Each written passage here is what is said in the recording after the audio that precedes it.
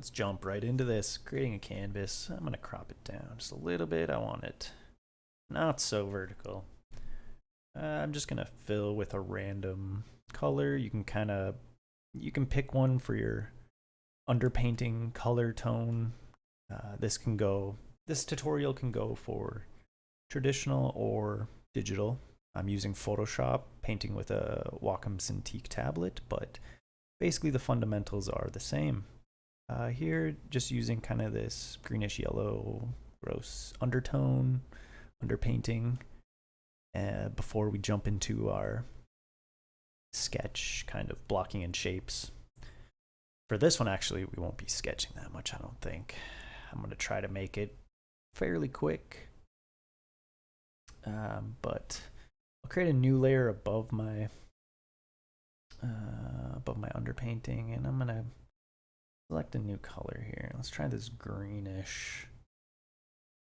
Now I'm using some custom brushes, which I have added in some of my other videos that you can go and find and download, but it's just a blocky brush.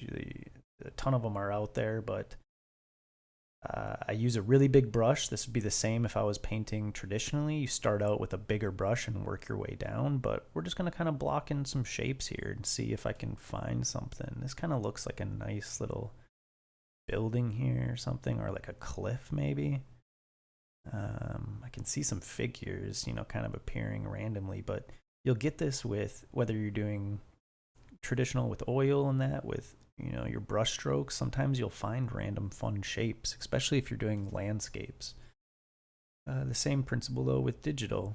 Using custom brushes, you can kind of get these weird little, as Bob Ross would say, happy accidents, which is totally true. And then you can kind of get these visual cues where you'll notice something like, oh, that really looks like this, and then you can expand on that. And that's sometimes a good little exercise. I'll do that quite often. I don't have anything in mind that I'm planning on drawing, but I'm just kind of, pushing some paint and some pixels around and seeing what comes of it.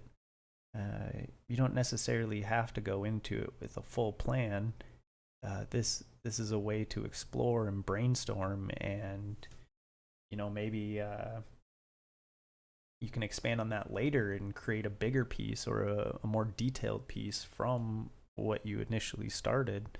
It's all just exploration, just having fun and creating. And the odds of you creating something exactly the same as someone else in a landscape like that is very slim. So you can get some pretty unique compositions and concepts in that. They're not all going to be great, but you might get a few good ones here and there, and those are the keepers. I'm gonna use a darker value here for the foreground, to kind of bring it closer to us. And as stuff gets further away, it's less saturated, less heavy, not as dark in value. Should put like a little, this kind of looks like a figure there, but I like how I don't want to get rid of that like center light area. Kind of like how it pulls my eye down to there. Let's see if we can do like a little bridge thing, maybe like a rock overpass.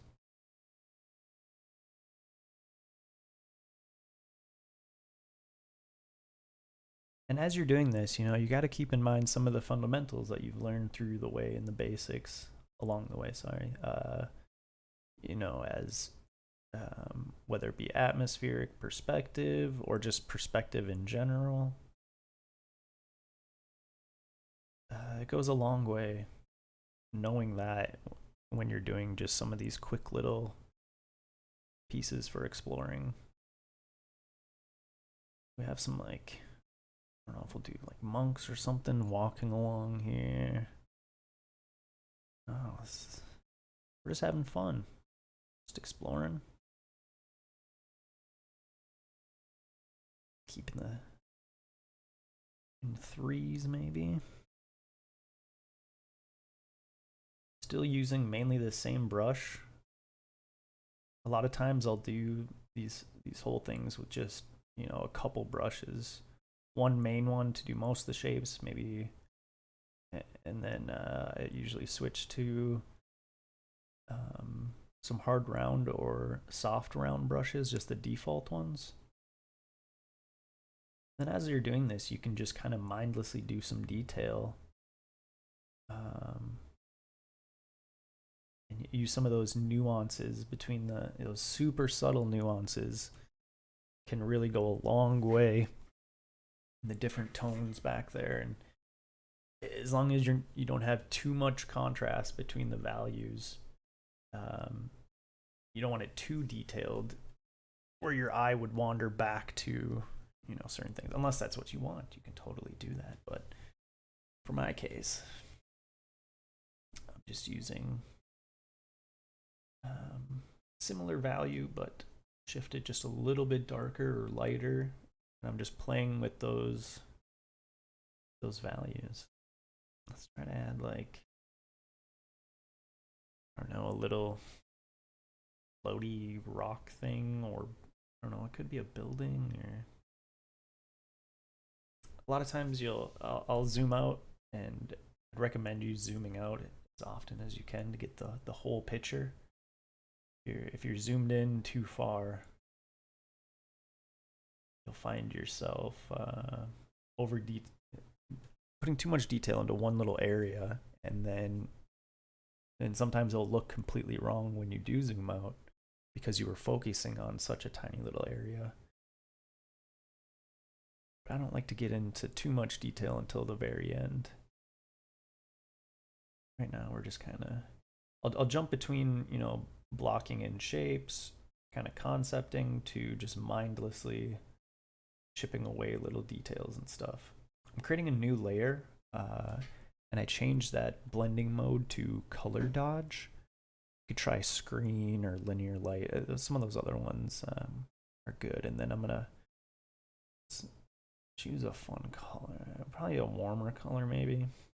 Do like a sunset type, a low setting sun, or light source, I guess I should say. I do have some of these light flare brushes that I downloaded a long time ago. Can't recall where I found them, but there's a ton out there. You can also just take a soft round brush and squish it down. I'm just clicking a few times. My pen there. Boom. Not bad. You know, and you got to kind of imagine if it was like a camera capturing this, some of those light flares would spill over onto some of those foreground objects. Just depends on how you want it to look, but I think I'm gonna keep it kind of spilling over a little bit. I'm gonna use the lasso tool here. Magnetic lasso, excuse me. To kind of get a harder edge. Use all the tools you have available to you. Clean up this edge a little bit.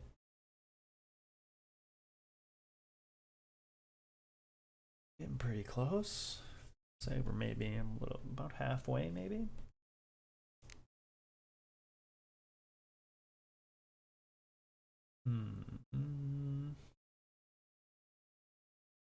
Kind of want to push this back a little bit. I'm just grabbing my soft round brush, grabbing some of that background color and brushing it back just a little bit. It's just too forward in the composition. It's not far enough back. So I want to try to push it into the background more. Oh, that was a little bit too harsh.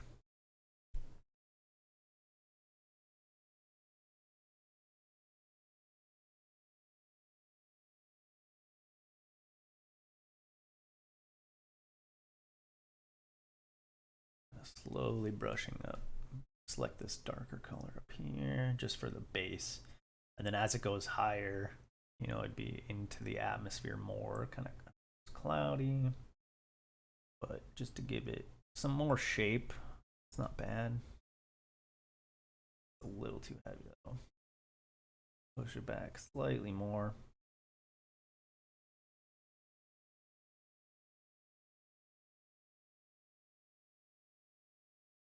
Grabbing my magnetic lasso.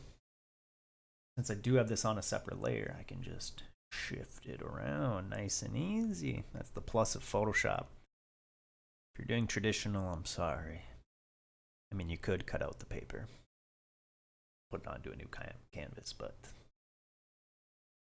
the benefits. I'm gonna quick save this now.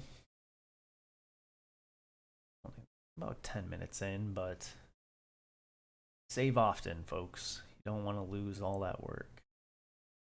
I'm gonna add a new curve layer. I'm gonna create an S curve here, but I'll pull it down into the darks just a little bit more so it was a little bit darker on the histogram there. Back. Got some of these bird brushes. You can also just like take a photo of a bird or use a photo that you found, you know, of a flock of birds and then import that and create a brush out of that. Super easy to do. And then for some of these landscapes, it's nice because you can push it farther back. Again, for traditional, you'll have to manually draw those birds. I'm sorry.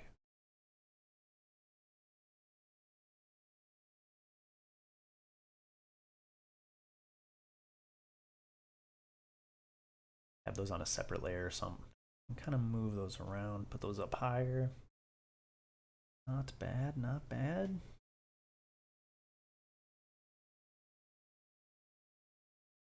Liking this.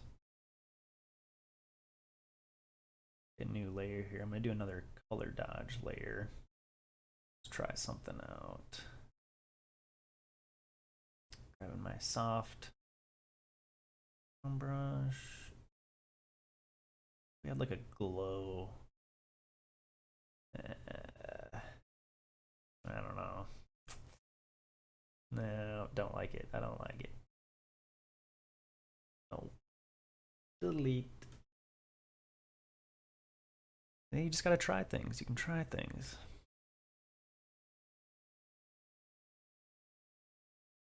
Traditional, if it was oil painting, I would, you know, I could paint it there and you could quick wipe it off if the layer underneath is dry enough. Or you can use a palette knife to scrape it off if you like it, but it's a Photoshop kind of day, you know.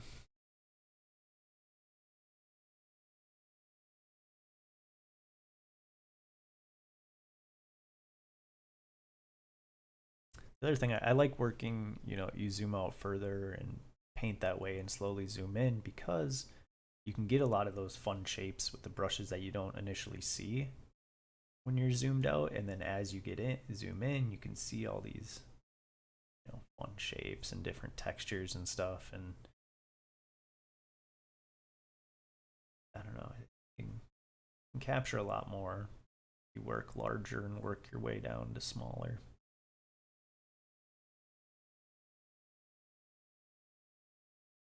A lot more randomness, and it makes your work quicker too because you're letting the machine, you're letting the brushes, you're letting the materials itself do a lot of the work. And I do the same thing with watercolor, oil painting, all that. You know, you want the materials to assist you. You know, I let the water help to, you know, shift and make weird shapes and different and have different colors blend a certain way. But same thing with digital. Just let the machine do a lot of the work if you can. I don't like how some of these edges are a little too darker from when I had painted earlier, so I'm gonna fix those a little bit here. Add some stringy thingies. I can't really tell. I don't know. I feel like it's kind of like a post-apocalyptic city type thing, or I don't know. It's kind of part nature, part man-made, junkyard type thing, or an old something. I don't know. It's just for fun, folks. About 15 minutes in. Yeah, see, like these are all a lot of the custom brushes I've collected over the years. Got this building one here. Oh, my gosh, taquito. Oh, my cat just clawed me. That was bad. Cat attacked me out of his own fur, freaked him out. So this building, you can use like a building picture too, and then mask out the windows or different shapes, and then create a brush like that. But that's how this one was made. I'm just gonna kind of stamp in a color, and then mask it away or erase it away. Tone it down a little bit.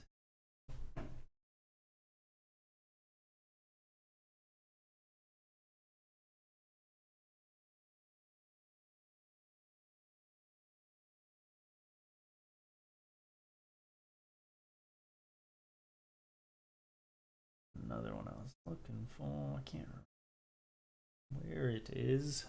Too many brushes. That's the problem. Too many brushes.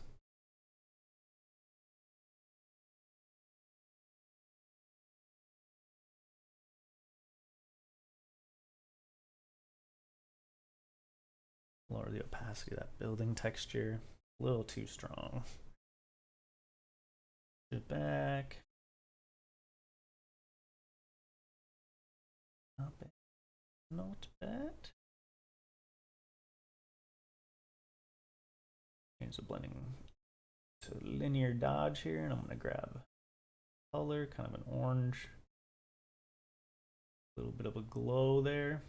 And again, that's on the linear dodge, the add layer. Add some atmosphere. Push these back. Nice little brushes there, and I think that'll about do it. Or about a 17-minute landscape. Quick little concept. Thank you so much for watching.